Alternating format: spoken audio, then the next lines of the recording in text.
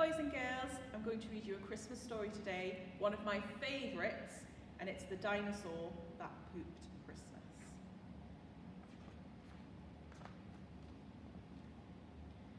From high in the sky, Santa looked down below to houses all cosy and covered in snow, where snoozers were snoozing tucked up in their beds, whilst dreaming the most festive dreams in their heads. But one boy called Danny, a greedy young chap, the greediest chap on the planet in fact, was lying awake on his mountain of toys, which stood even taller than most girls and boys. But that wasn't enough. Danny still wanted more. He wanted much more than his toy box could store.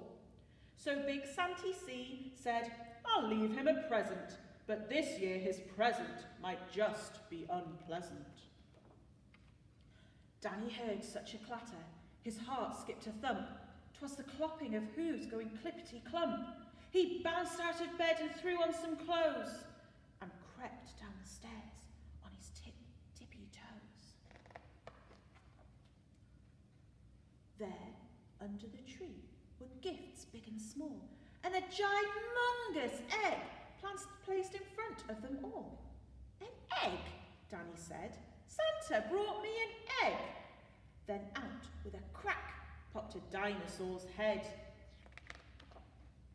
It wasted no time on that cold Christmas morning and started to eat everything without warning. It swallowed the stockings and Christmas cards too, the red fairy lights, then the green and the blue. There wasn't a single thing Danny could do except sit and watch as the dinosaur chewed. It chewed and it munched and it crunched on Kris Kringle, the reindeer, the sleigh bells and all things that jingle. But it didn't stop there. There were more things to gobble, much more than the small shiny baubles that bobble. It ate up the cat and the dog and the fish, and from the dishwasher it downed every dish. The tables, the chairs, the walls and the doors. Now nothing was safe, not even the floors. Now reader beware, the next part is scary, and if you read on, you'll need new underweary. Danny's poor granny was knitting some socks, but the dino had no need for socks, it had lots. So it slurped at her knitting like strings of spaghetti and gobbled up Granny along with the settee.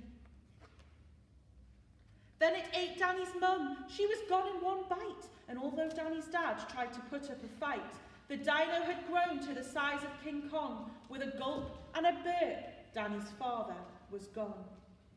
Now nothing was left. All Danny could see was a fat dinosaur where his home used to be. And so, with the thought of no Christmas this year, his tears turned to snowflakes and then disappeared. With the feeling of guilt in the dinosaur's gut, its brain brewed a plan involving its butt. It knew there was only one thing it could do to put Christmas right. It needed to poo! It pooped out the turkey, the toys and the telly, and even the tinsel was now brown and smelly. It pooped all the presents and pieces of puzzles. It pooped all the things it had previously guzzled.